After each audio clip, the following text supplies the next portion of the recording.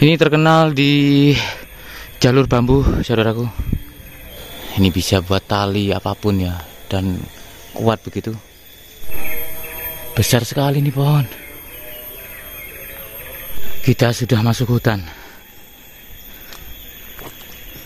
Ini pada basah ya, karena semalam itu mulai jam 12 malam sampai jam 5 pagi hujan deras di sini, saudaraku. Kita dapati 2 cabang, tapi nanti nyampe di depan ini juga menjadi 1 ya. Jadi ikutin terus jalurnya. Di jam 12 siang sudah mulai gelap karena mendung. Ada jalur ke kanan dan ke kiri. Kita ambil ke kiri saja. Ini ada batu yang bentuknya seperti ini ya, kepala gajah. Kita dapati 2 jalur lagi ya, ada yang ke kanan dan ke kiri.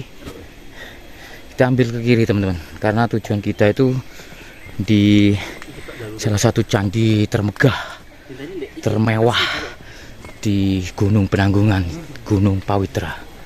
Dan hati-hati karena di kiri kita itu jurang. Nah, di kanan kita tebing. Jalur air dari gunung. Jadi sungai ini berair begitu ketika di kala hujan saja. Dari tempat registrasi kisaran 300 meter. Nah, ini kita sudah dapati jalur yang menanjak, saudaraku ya. Ada buah jatuh. Ini yang biasanya buat bumbu rawon ya. Yang biasa dibuat bumbu rawon, bikin ini ya, kuahnya menghitam gitu. Nah, ini buahnya. Ada basah ya, lumayan cukup. Ini harus hati-hati ya, karena licin. Oke, kita dapati papan petunjuk lagi ke kiri, jalur puncak via Jolotundo. Sungai yang kering tadi itu melintasi jalur ya. Jadi dari atas sana ketika hujan ini deras banget. Nah, itu sampai sudah ngembun begitu atau kabut. Udah turun ke sana. Jadi berair hanya di kala hujan saja. Di sampingnya ada pohon yang sangat besar. Diameternya hampir 5 meter ini. Dan mulai menanjak lagi.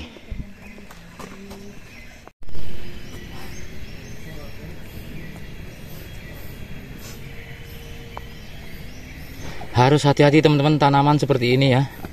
Ini kalau kena kaki, ninggal begitu dan luka. Jadi jalur via Jolotundo ke puncak Gunung Penanggungan ini bagus, teman-teman. Artinya kita tidak melewati trek yang terlalu sempit, terus batuan-batuan yang penghalang dari jalur. Nah, seperti ini sangat bagus ya, recommended untuk bagi pemula ya, teman-teman. Nah, kalau jalur pulang bisa lewat sini, tapi hanya orang-orang yang sudah sering kesini ya. Ada Jolotundo BC, Balong City. Dari sini kita dapati cabang lagi, ada 2 begitu. Kalau ke kanan ini jalur Gunung Bekal menuju ke Candi Naga. Kalau ke kiri ke Candi Kendali Sodo. Karena tujuan kita Kendali Sodo, kita ambil kiri, teman-teman. Dan tetap hati-hati karena di kiri kita jurang.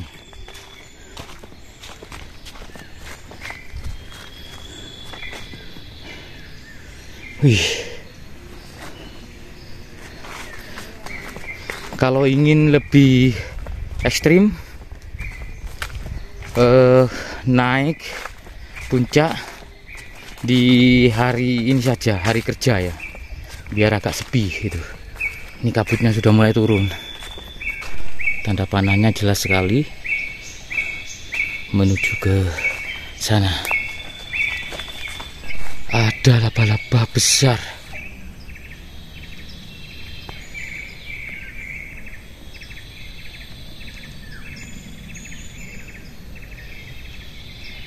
Cantiknya bunga ini. Kita dapati laba-laba lagi berbelok ke kiri. Sama halnya juga yang barusan melintasi sungai mati ya, dan berair ketika di kala hujan saja. Ada kupu-kupu teman-teman. Luar biasa. Lanjut menuju ke sana ya. Ada batu di tengah jalur.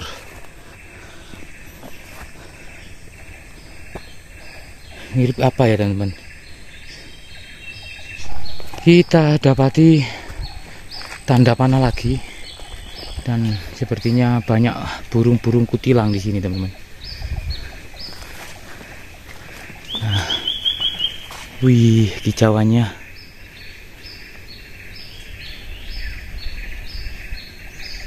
Cintailah alam.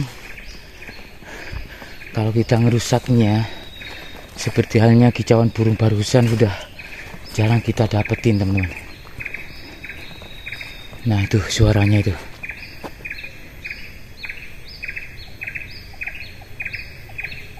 Ada pohon pisang begitu, dan sudah berbuah tapi hanya 2 buahnya ini. Pohon pisangnya itu beda ya, bukan pohon pisang yang dengan batang pohon yang gemuk. Ini lebih ramping gitu teman-teman. Ada pisang yang sudah dimakan sama kera mungkin. Pohon kemiri. Di registrasi di bawah kita sudah dikasih keterangan bahwasanya ada jalur baru teman-teman. Nah, ini ada 2 jalur. Kalau ke kanan ya sama tujuannya, cuman kita pakai jalur baru saja ya, biar dapat sensasinya. Oke. Di silang ya. Kalau di silang sudah ini jalur yang lama tidak direkomendasikan begitu ya teman-teman. Nah ini berarti kita ambil jalur yang baru, kiri. Kendali Sodo, puncak. Yuk. Dari sini sudah dapat mistisnya. Jadi selain juga suasananya yang sudah mulai redup, di kanan kiri kita itu pohon-pohon besar. Oke. Dan kisaran 100 meter dari sini kita dapati Istana Batu, saudaraku. Yuk kita lanjutkan untuk melihat Istana Batu. Pohon loh teman-teman, buah lohnya itu nah kayak gini.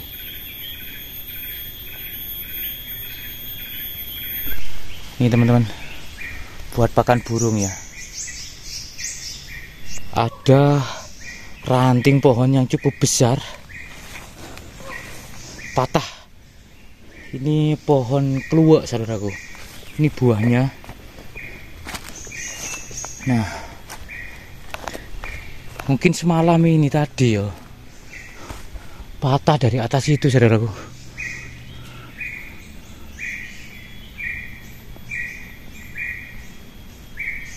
Barusan kita sudah dapati ranting pohon yang habis ini patah ya, menutupi jalur.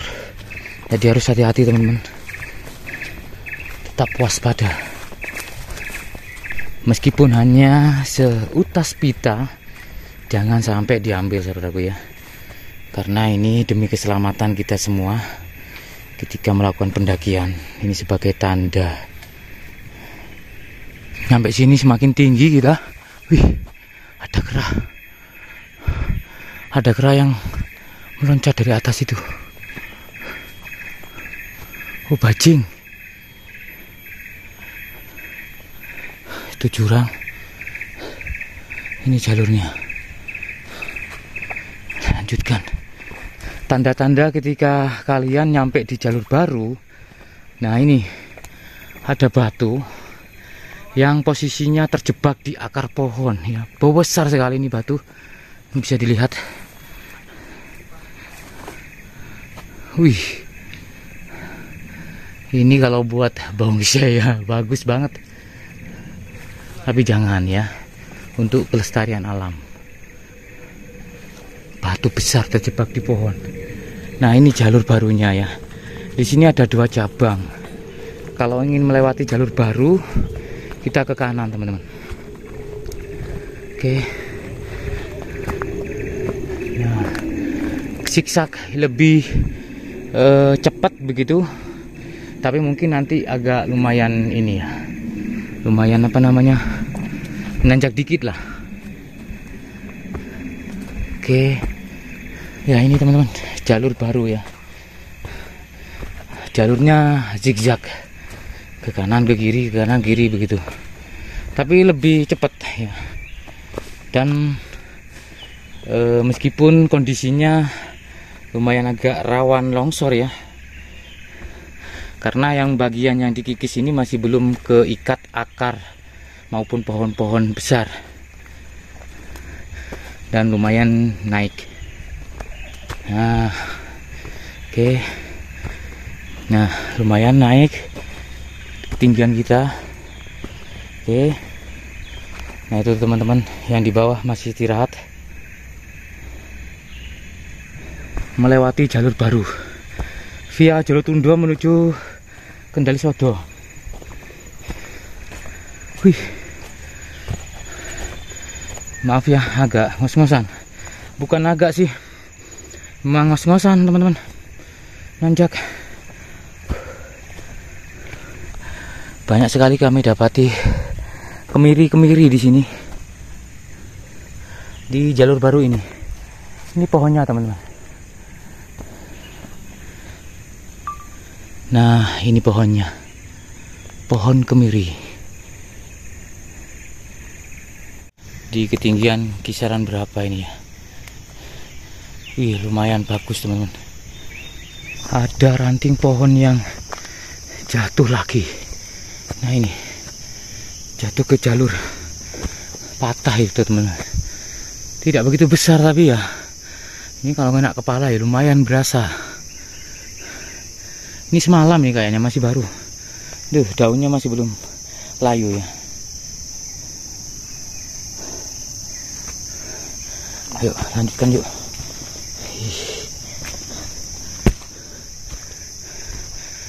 Nah, ada tulisan puncak. Oke. Terus ini ada yang kepleset juga ini.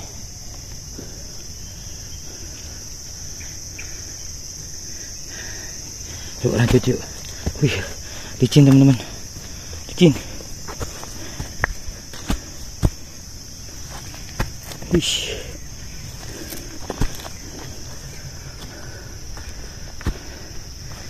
Wih, licin. Ini ada kayu tumbang. Oke. Naik. Bisa dilihat ya kemiringan kaki saya. Ini di kisaran 70 derajat lah. Iya.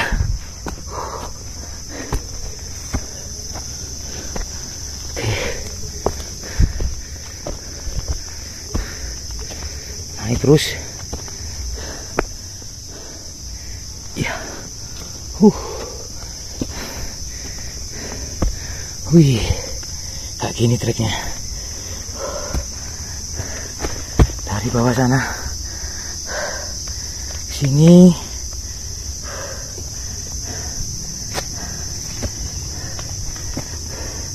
naik batu. Iya. Iya. Nah, ini teman-teman,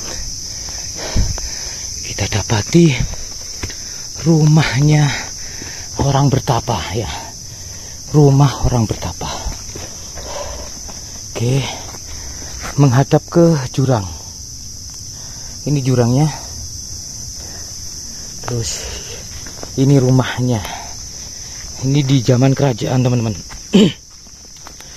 Jadi di zaman kerajaan itu ketika sudah menginjak usia tua, mereka meningkatkan dharma, masuk hutan, naiki gunung untuk bertapa ya, mensucikan diri, meditasi berpuluh-puluh tahun sampai meninggal. Nah, ini teman-teman, namanya juga Candi Kursi ya, karena tempat duduk maupun tempat ini tempatnya orang bertapa, rumahnya orang bertapa, teman-teman, berada tepat di bawah tebing batu. Nah, itu tebing batu tinggi sekali yang terhimpit, ataupun ada banyak sekali pohon-pohon besar yang menempel begitu, seperti halnya yang di depan ini.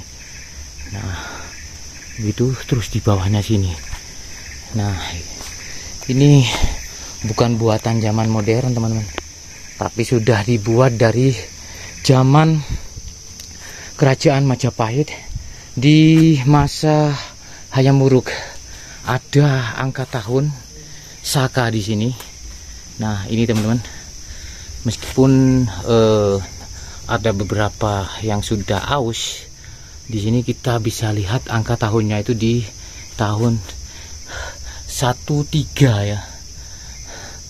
Ya, artinya tahun 1300 itu di masa pemerintahan Hayam Wuruk, Raja Hayam Wuruk, Raja Majapahit keempat.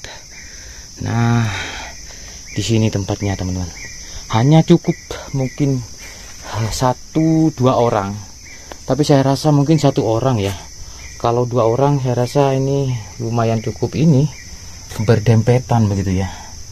Nah, seperti itu isi di dalam, teman-teman. Nah, bisa dilihat ya, dalamnya ada semacam dibentuk meja begitu ya. Jadi ini batu tebing yang utuh, yang dipahat, yang dibentuk suatu ruangan ya, seperti ini, seperti halnya rumah batu ya, teman-teman. Nah, sedangkan pintunya ya, pintunya ini dari batu balok andesit. Ada pintu begitu, hanya cukup 1 orang ini lebar dari pintu ini. Nah, ini tersusun begitu. Ini ada laba-laba, ada laba-laba, teman-teman.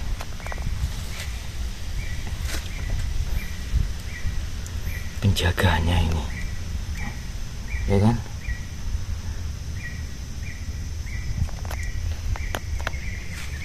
Oke, kita masuk yuk. Assalamualaikum, rahayu, permisi. Ini batu yang ada pelipitnya di kanan, terus yang di tengah ini justru umpak ya. Artinya mungkin di depan dari rumah batu ini ya, ada semacam bangunan yang beratap begitu ya. Ini tempat untuk sesaji. Nah, ini umpaknya, teman-teman, kecil begitu ya. Dan kalau berdiri di sini gak bisa natap. Ini tingginya di kisaran 2 meter saja. Artinya ini duduk, harus duduk bersilah mungkin ya, dengan posisi bersilah menghadap ke utara ya. Dan seperti ini kondisinya, luar biasa. Sendirian di sini seperti ini ya, posisi duduk.